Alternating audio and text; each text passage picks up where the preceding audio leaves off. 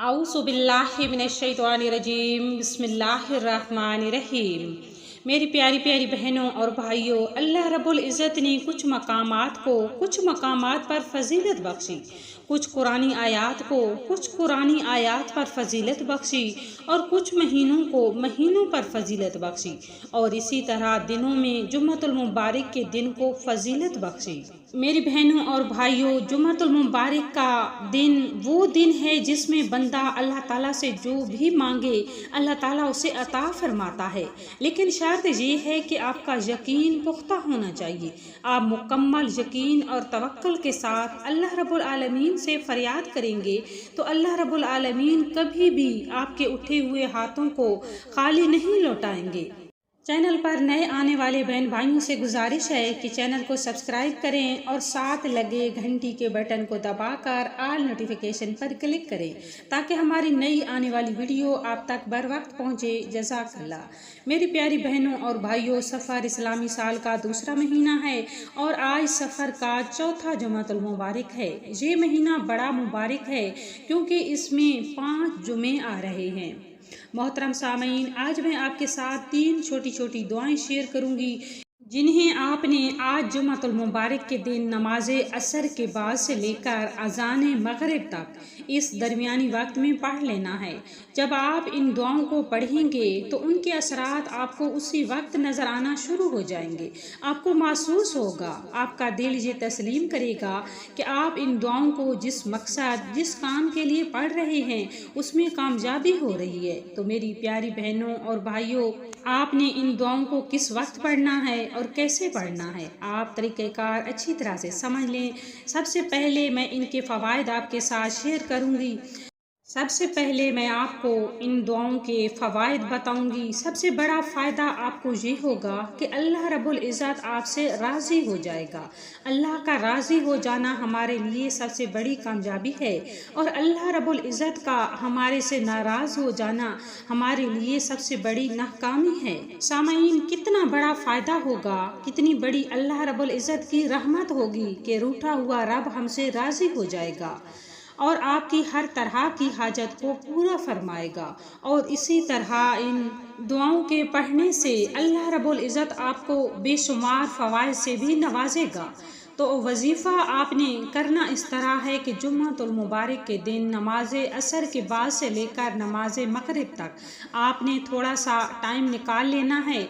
थोड़ा सा टाइम निकाल कर किसी ऐसी जगह बैठ जाना है जहां आपको कोई तंग ना करे, आपके वजीफ़े में खलल ना पड़े। तो आपने सबसे पहले दरूद पाक पढ़ लेना है। दरूद पाक आप कोई सा भी पढ़ सकते हैं, सल्लल्लाहु अलैहि वसल्लम या फिर दरूद इब्राहिमी। मोहतरम सामाईन, जुम्मतुल मुबारक के दिन दरूद पाक पढ़ने की बड़ी फजीलत है। रसूलुल्लाह सल्लल्लाहु अलैहि वसल्लम का फरमान आली शान है कि जुम्मा के दिन मुझ पर कसरत के साथ दरूद पढ़ा करो क्योंकि तुम्हारा दरूद मेरे सामने पेश किया जाता है। और फिर फरमाया कि जो बंदा जुमा के दिन मुझ पर कसरत के साथ दरूद पाक पढ़ता है तो अल्लाह ताला उसके रिज़्क़ को वसी कर देता है। तो सामाईन, दरूद पाक की एक तस्बीह पढ़ लेनी है।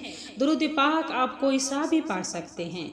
और जो दूसरा अमल आपने करना है वो दुआए इब्राहिमी का अमल है और वो दुआ है हस्बुनल्लाहु व निअमल वकील।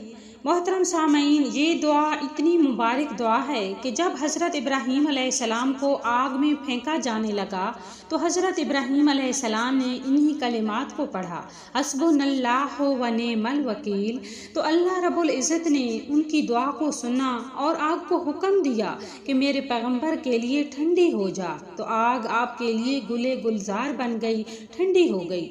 तो मेरी प्यारी बहनों और भाइयों, इन कलिमात को आपने 21 मरतबा पढ़ लेना है। और जो तीसरा अमल है वो अल्लाह रब्बुल इज़्ज़त के 2 नामों का अमल है। एक नाम या जब्बारो और दूसरा नाम या कहारो है।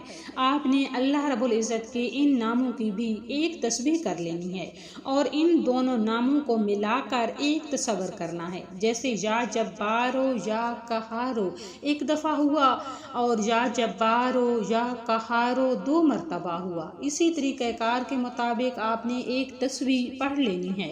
جب آپ نے یہ تینوں کام کر لینے ہیں تو اس کے بعد اللہ رب العزت کی بارگاہ میں نہایت عاجزی کے ساتھ دعا کرنی ہے کہ یا میرے پاک پروردگار، میرا فلاں فلاں مقصد ہے، فلاں فلاں کام ہے، فلاں میری حاجت ہے، پوری فرما دے، میرے رزق میں برکت عطا فرما دے۔ ایک دن کے عمل سے انشاءاللہ تعالی اللہ رب العزت آپ کی بڑی سی بڑی حاجت کو پورا فرمائیں گے۔ اس کے علاوہ میری پیاری بہنوں اور بھائیوں، جمعۃ المبارک کے دن جب بھی آپ کے پاس وقت ہو تو سورہ کہف کی تلاوت کیا کریں، کیونکہ جمعۃ المبارک کے دن سورہ کہف کی تلاوت کرنا بڑا افضل ہے۔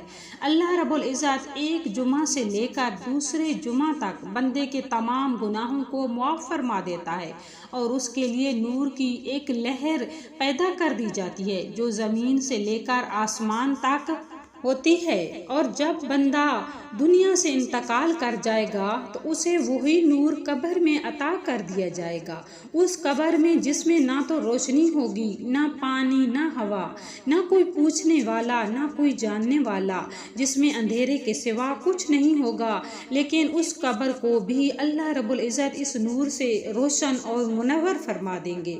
تو میری پیاری بہنوں اور بھائیوں، جمعۃ المبارک کے دن سورہ کہف پڑھنے کا ضرور معمول بنائیں، اور جب تک اللہ رب العالمین آپ کو زندگی عطا فرمائے ہر جمعۃ المبارک کے دن سورہ کہف پڑھ لیا کریں، اور یہ چھوٹا سا عمل جو میں نے آپ کو بتایا اسے بھی ضرور کریں، اور اپنے بہن بھائیوں کے ساتھ بھی شیئر کریں تاکہ اور پریشان حال لوگ بھی اس سے فائدہ اٹھا سکیں۔ جزاک اللہ۔